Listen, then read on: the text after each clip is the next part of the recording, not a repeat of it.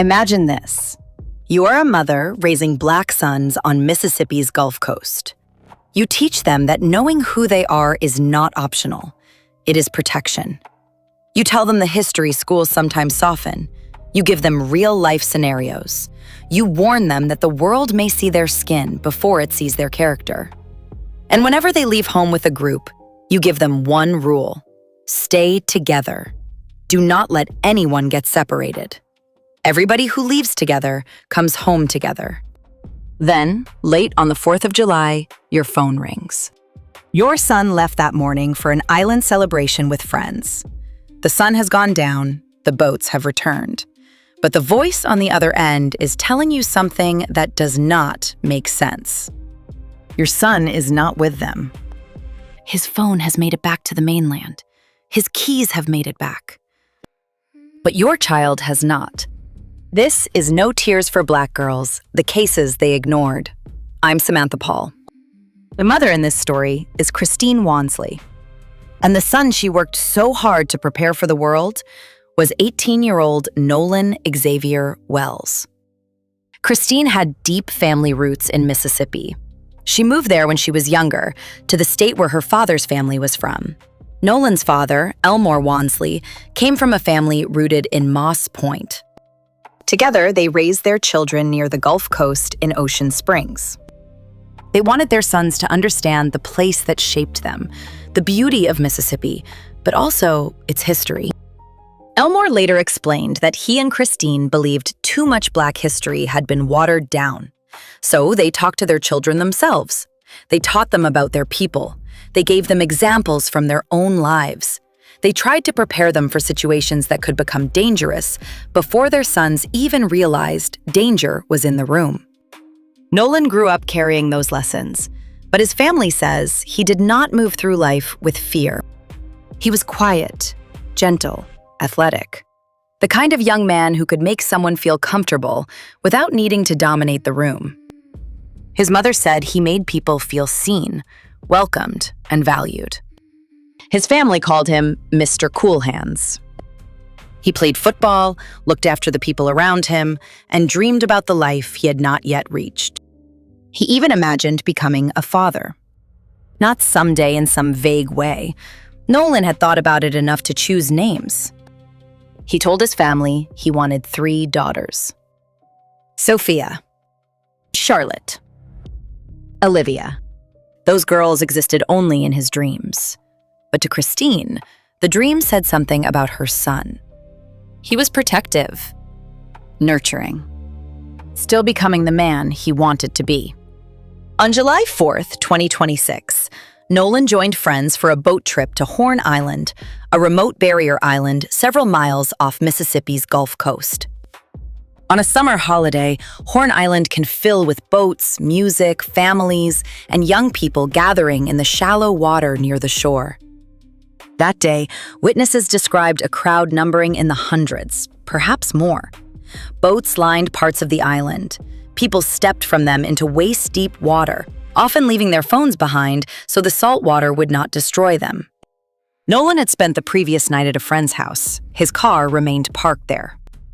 That morning, he traveled to the island with a larger group spread across several boats.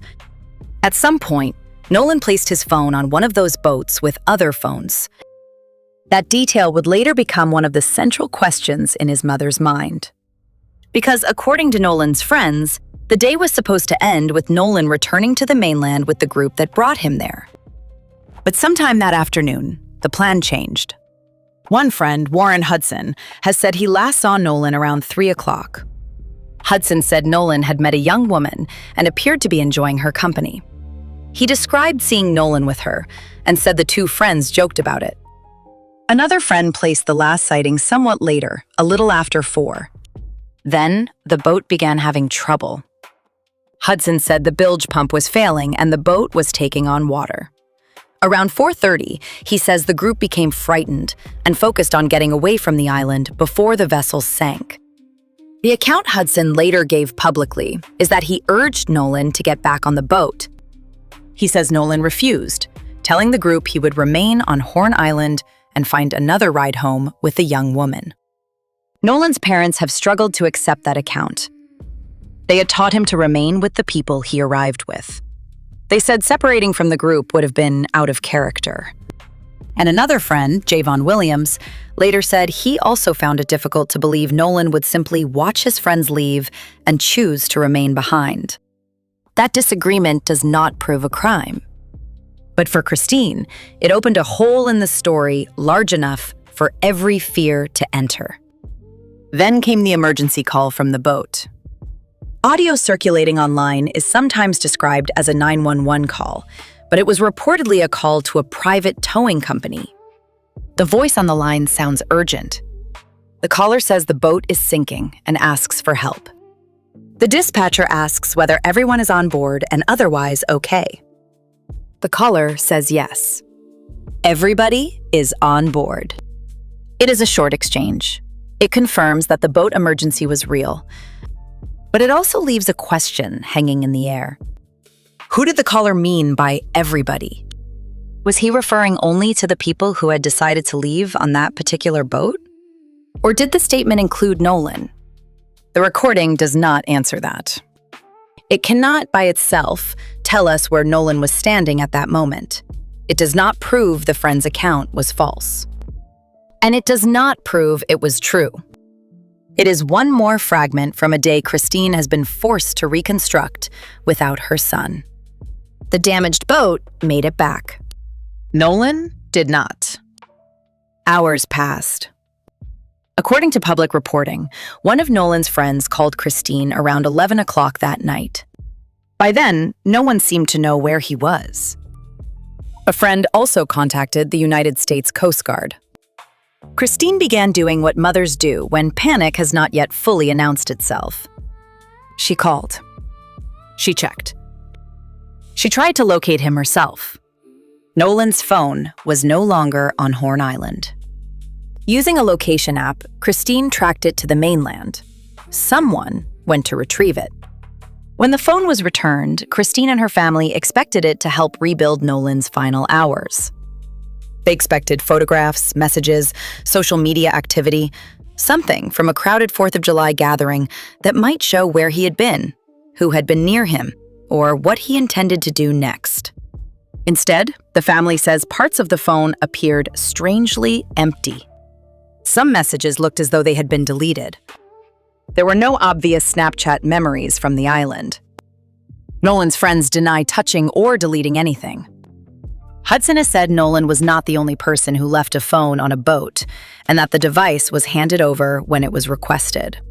Other people familiar with the island have also said leaving phones behind is common because passengers must step through deep salt water. But Christine's question remained painfully simple. If her son planned to stay on a remote island after his ride left, why did he not take the one thing he could use to call for help? His keys raised another question. Elmore later retrieved Nolan's keys from the boat at the home where the young men had stayed. Nolan's car was still parked outside. The phone came home. The keys came home. The car was waiting. Nolan was missing. A search began across the water and the island. Law enforcement, the Coast Guard, volunteers, and private groups looked for him. For Christine, the hours were not empty. They were filled with possibilities no mother wants to imagine. Maybe he found another boat. Maybe his phone had simply been left behind. Maybe he was confused, exhausted, or stranded somewhere on the island. Maybe, at any moment, he would walk out and explain that the entire nightmare had been a misunderstanding. Then came July 6th. A park ranger found a body in the water near the northwest end of Horn Island. The description matched Nolan. The search for a missing son became the recovery of a mother's child. Nolan would have turned 19 the following month. Very early in the investigation, authorities said they did not see immediate signs of foul play and suspected he may have drowned. The water around Horn Island can be dangerous. People familiar with it describe rough currents that can change quickly, even for strong swimmers. Witnesses said conditions on the 4th of July were choppy enough that some people tied their floats to boats to keep from being pulled toward the Gulf. An accidental drowning is possible, but possibility is not the same as an answer. Christine heard a conclusion forming before she believed the questions had been fully investigated. How did Nolan enter the water?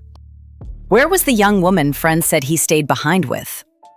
When was he last seen by someone who was not part of the original group? Why did one account place the last sighting around 3, while another placed it after 4? What exactly happened between the time the boat developed trouble and the time Christine received the late-night call? And what, if anything, could Nolan's phone reveal? Nolan was also the only Black person among the friends who traveled with him that day. His companions were white. Christine and Elmore have raised concerns that race may have affected how quickly assumptions were made and how their questions were received.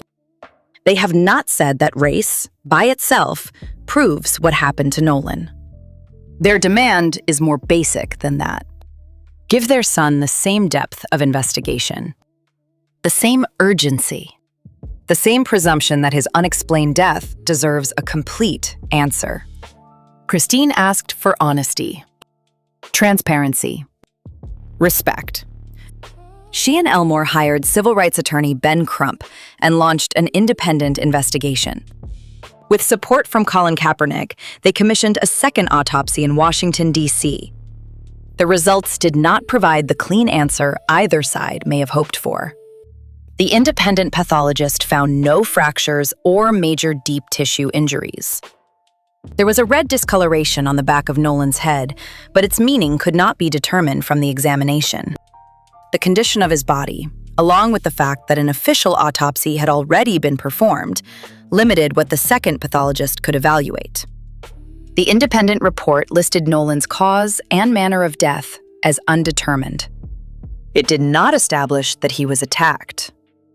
It also did not rule out the possibility that non-accidental factors contributed to his death. The state's official autopsy and toxicology findings have not yet been publicly released. That leaves Christine in a place no mother should have to live, between explanations.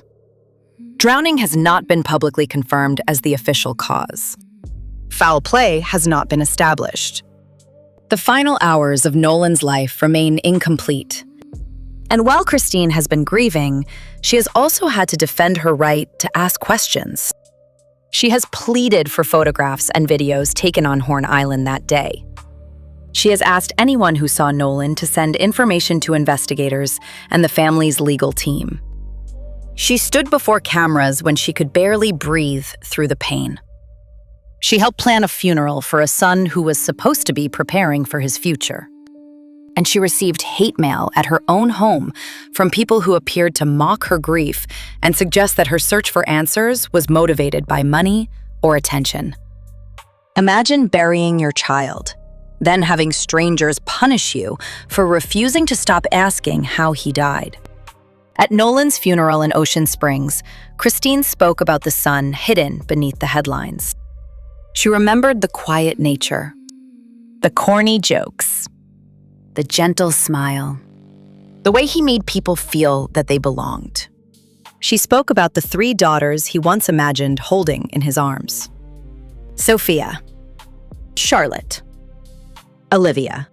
3 names for a future that ended somewhere between the shore of Horn Island and the water where his body was found. And Christine made a choice. She would not let uncertainty become silence. The case has continued to move. A Mississippi prosecutor has said the circumstances surrounding Nolan's death will be presented to a grand jury before the evidence is made public.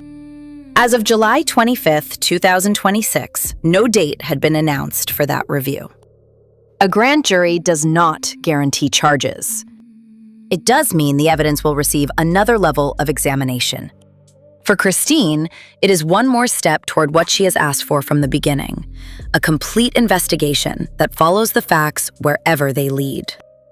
Whether those facts implicate someone, exonerate everyone, or confirm a terrible accident. Because this episode is not an accusation against Nolan's friends, It is not a declaration that every rumor circulating online is true.